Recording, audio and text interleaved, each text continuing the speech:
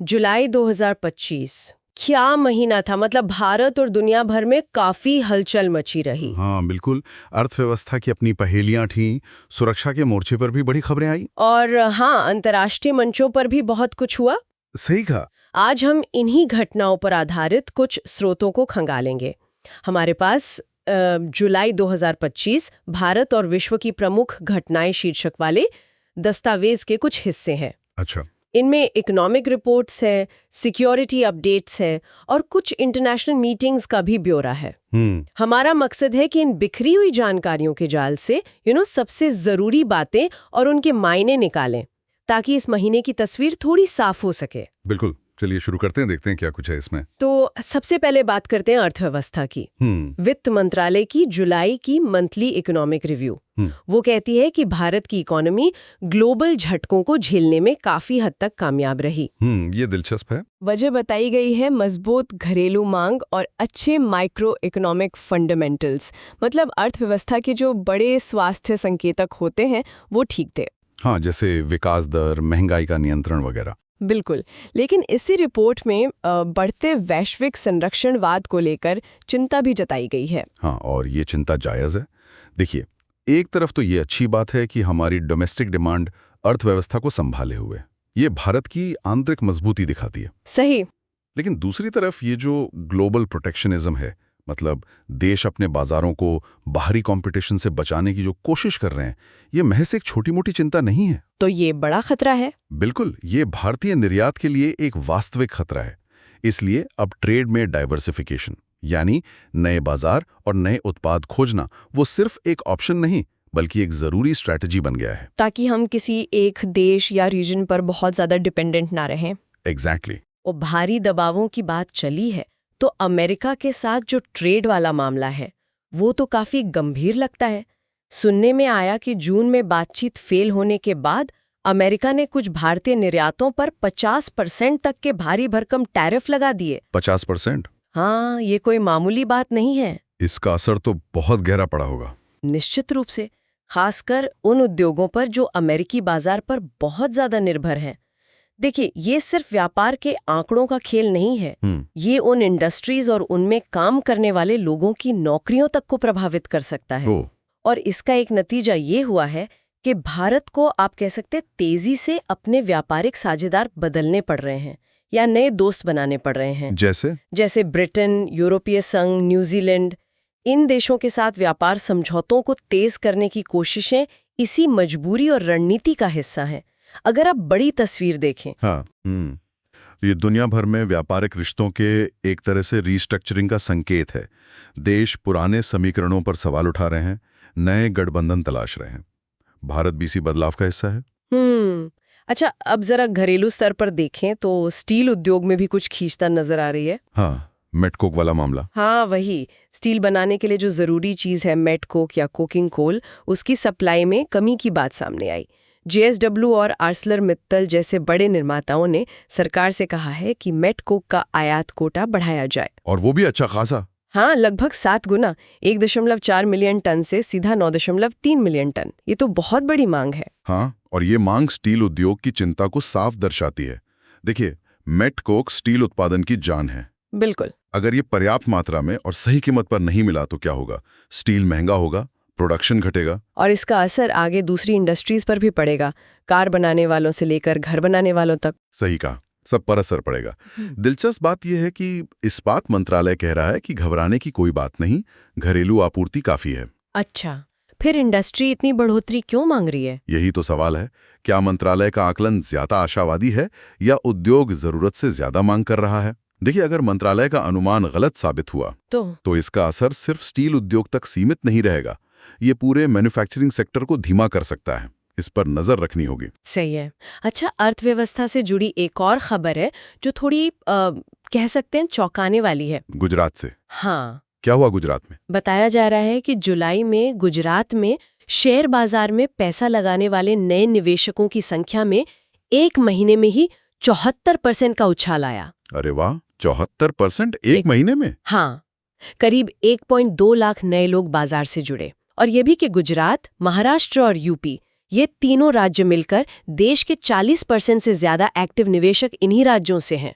ये तो जबरदस्त बढ़ोतरी है। यह आंकड़ा पहली नजर में बहुत प्रभावशाली लगता है ना? ये दिखाता है कि शायद छोटे शहरों और कस्बों तक भी शेयर बाजार में निवेश की पहुंच बढ़ रही है। हो सकता है डिजिटल प्लेटफॉर्म्स और बढ़ती जागरूकता की वजह से हो। हाँ, ये तो पॉजिटिव लगता है। लेकिन यहीं पर कहानी में एक पेंच है। अच्छा, क्या? उसी रिपोर्ट में यह भी कहा गया है कि जिन जिलों में नए निवेशक इतनी तेजी से बढ़े, वहीं कुल कारोबार मतलब शेयरों की खरीद फरोख्त का जो टोटल वैल्यू है वो 6.7% घट गया है। ये कैसे? ज्यादा लोग पैसा लगा रहे हैं पर कुल खरीद बिक्री कम हो गई? ये तो पहेली है। बिल्कुल, ये वाकई एक पहेली है और इसके कई मतलब हो सकते हैं। जैसे? एक तो ये कि जो नए लोग आ रहे हैं वे शायद बहुत छोटी रकम से शुरुआत कर रहे हो, बस बाजार को समझने की कोशिश कर रहे हो। ये हो सकता है। दूसरा ये भी हो सकता है कि जो पुराने या बड़े निवेशक हैं वो मौजूदा बाजार की अनिश्चितता को देखकर थोड़ा संभल कर चल रहे हों या अपना मुनाफा निकाल कर बाहर निकल रहे हों। मतलब प्रॉफिट बुकिंग। हाँ, प्रॉफिट बुकिंग। ये विरोधाभास दिखाता है कि भारतीय रिटेल निवेशक बाजार में कूद तो रहा है लेकिन शायद अभी भी पानी की गहराई नाप रहा है। भागीदारी बढ़ रही है पर बड़ा दाव लगाने का भरोसा शायद अभी डगमगाया हुआ है। ये बाजार के सेंटिमेंट का एक अहम सूचक हो सकता है। बिल्कुल। अच्छा, बैंकिंग सेक्टर में भी रिजर्व बैंक ने कुछ कदम उठाए।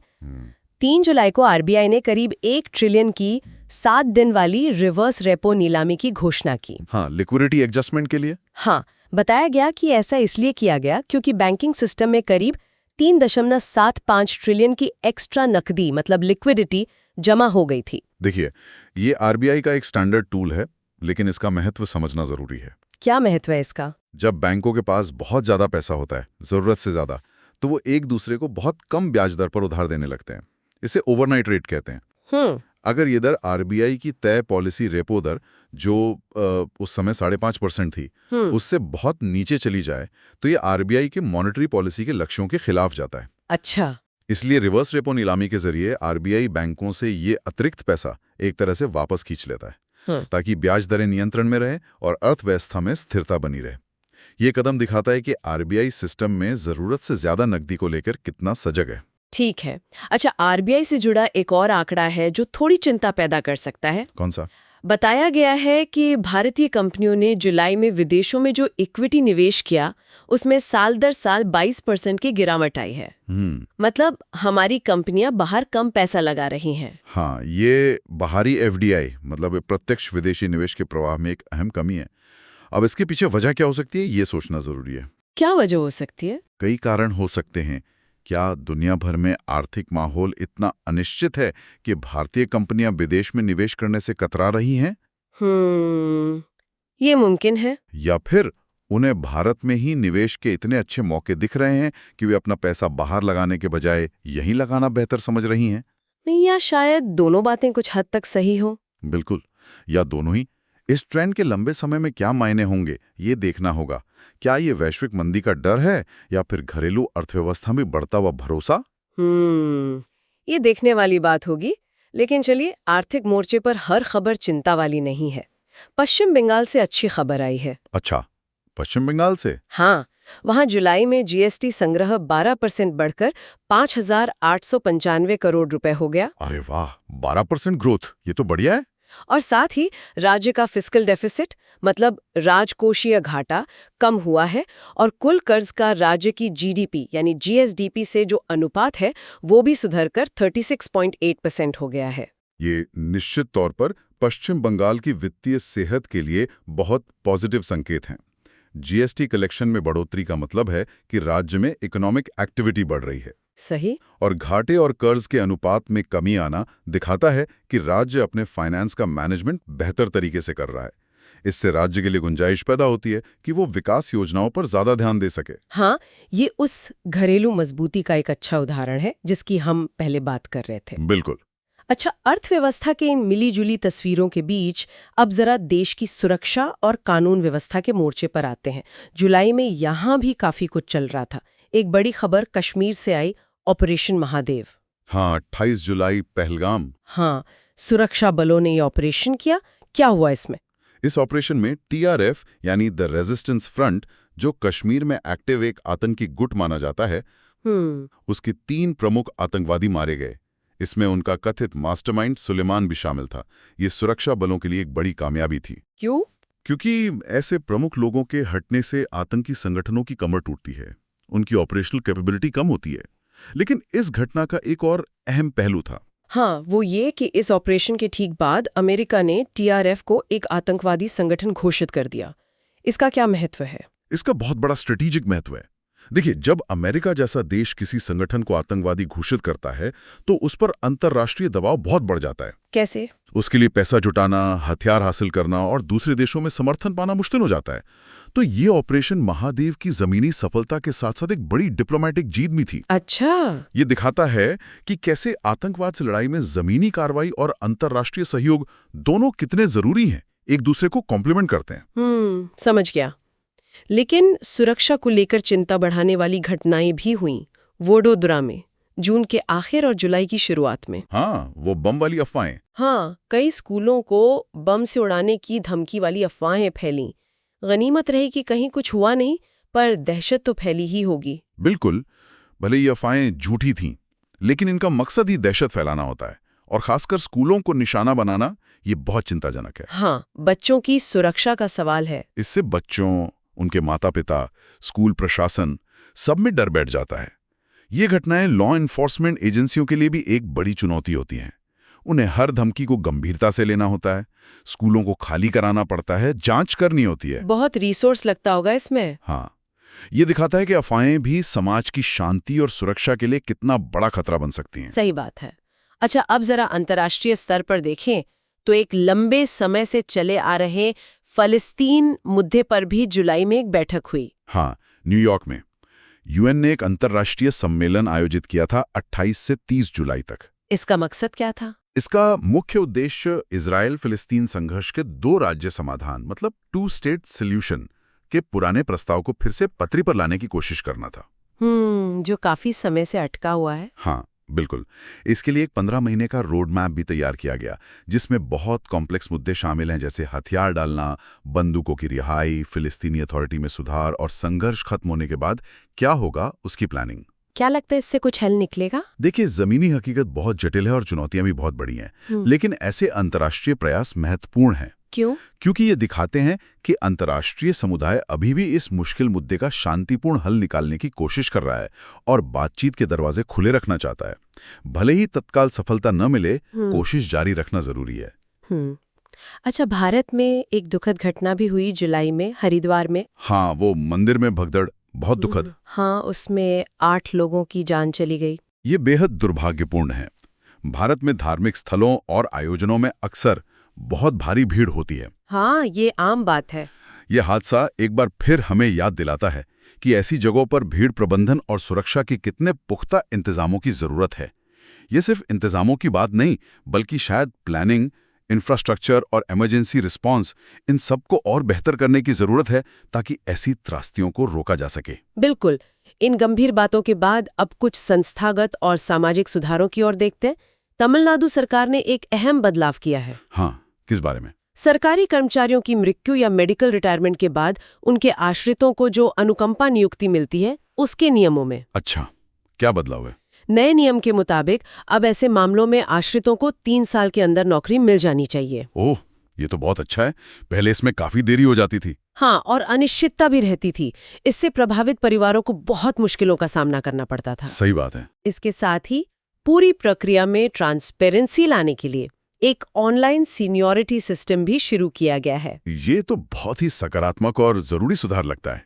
ये कदम न सिर्फ उन परिवारों को एक जरूरी सामाजिक सुरक्षा देगा, बल्कि सरकारी कामकाज में थोड़ी और कुशलता और पारदर्शिता भी लाएगा। हाँ, एक अच्छा कदम है। बिल्कुल। और अब चलते हैं अंतर्राष्ट्रीय सहयोग के एक और मंच की ओर।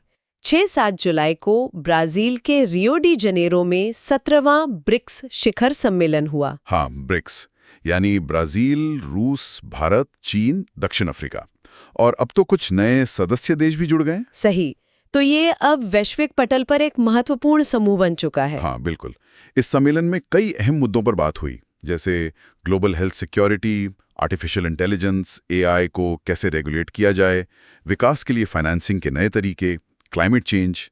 और खास तौर पर मौजूदा वैश्विक शासन व्यवस्था में सुधार। हाँ, ये एक बड़ा एजेंडा था। रिपोर्ट में ये भी लिखा है कि चीन और दूसरे ब्रिक्स देशों ने ब्रिक्स के नेतृत्व वाले वैश्विक शासन ढांचे को मजबूत करने की बात दोहराई। इसका असल मतलब क्या है? क्या ये मौजूदा व्यवस्था को चुनौती है? आप इसे एक तरह से चुनौती या कहें कि एक विकल्प बनाने की कोशिश कह सकते हैं। मतलब? इसका सीधा मतलब है कि ब्रिक्स देश, खासकर चीन, मौजूदा वैश्विक संस्थानों जैसे यूएन, वर्ल्ड बैंक, IMF, जिन पर अक्सर पश्चिमी देशों के दबदबे का आरोप लगता रहा है, उनके बरक्स एक पैरेलल या सुधरा हुआ ढांचा खड़ा करना चाहते हैं। अच्छा। वो चाहते हैं कि वैश्विक फैसलों में विकासशील देशों की आवाज ज्यादा मजबूती से सुनी जाए और AI गवर्नेंस और फाइनेंस जैसे नए और उभरते क्षेत्रों में ब्रिक्स के नेतृत्व वाले ढांचे की बात करना खास तौर पर अहम है। क्यों? क्योंकि अगर ये देश इन नए क्षेत्रों में अपने नियम और मानक बनाने में कामयाब होते हैं तो इसके गहरे जियोपॉलिटिकल और इकोनॉमिक परिणाम हो सकते हैं। ये दुनिया को शायद एक मल्टीपोलर व्यवस्था की ओर ले जाने का संकेत है। ये तो काफी बड़ा बदलाव हो सकता है। हो सकता है। तो इस पूरे महीने का लेखा जोखा देखें तो क्या समझ आता है? जुलाई 2025 में हमने भारत की अर्थव्यवस्था का लचीलापन भी देखा और उसके सामने खड़ी चुनौतियां भी। हाँ, दोनों चीजें थी। सुरक्षा के मोर्चे पे बड़ी कामयाबी मिली, तो वहीं अंतर्राष्ट्रीय कूटनीति में जटिल मुद्दों पर बातचीत जारी रही और देश के भीतर भी सुधार के कदम उठाए गए। बिल्कुल। ये महीना दिखाता है कि भारत एक ऐसे दौर से गुजर रहा है जहां आंतरिक ताकतें जैसे घरेलू मांग, बढ़ते निवेशक, बेहतर टैक्स कलेक्शन और बाहरी दबाव व अवसर जैसे अमेरिकी टैरिफ, ब्रिक्स का उभरना, हाँ, ये सब एक साथ काम कर रहे हैं और ये दोनों मिलकर देश की दशा और दिशा तय कर रहे हैं। एक तरफ अपनी अंदरूनी मजबूती के दम पर भारत कुछ हद तक बाहरी झटकों को सह पा रहा है, तो दूसरी तरफ बाहरी दुनिया में जो कुछ हो रहा है वो भारत को अपनी नीतियां और रणनीतियां बदलने पर भी मजबूर कर रहा है। ये एक बहुत ही नाजुक संतुलन साधने जैसा है। बिल्कुल, बहुत नाजुक संतुलन। इस पूरी चर्चा के बाद एक सवाल मेरे मन में घूम रहा है। हाँ, पूछिए। जब हम ये देख रहे हैं कि एक तरफ घरेलू स्तर पर कुछ मजबूत संकेत हैं जैसे निवेशकों का बढ़ना, GST का सुधरना, और दूसरी तरफ बाहरी चुनौतियां भी कम नहीं है, टैरिफ, ट्रेड वॉर का खतरा, ग्लोबल अनिश्चितता, तो ऐसे में आने वाले समय में भारत को आगे बढ़ने के लिए किस तरह की दूरदर्शिता या कहें कि स्ट्रेटेजिक विजन की सबसे ज्यादा जरूरत होगी? ये बहुत अच्छा सवाल है। ये सोचना दिलचस्प है कि इस मिले जुले माहौल में अवसरों को भुनाने और जोखिमों से बचने का सबसे सही रास्ता क्या हो सकता है। हाँ, ये वाकई सोचने वाली बात है। शायद यही आने वाले महीनों की सबसे बड़ी पहेली होगी, कैसे इस कॉम्प्लेक्स माहौल में सही रणनीति बनाई जाए, संतुलन कैसे साधा जाए।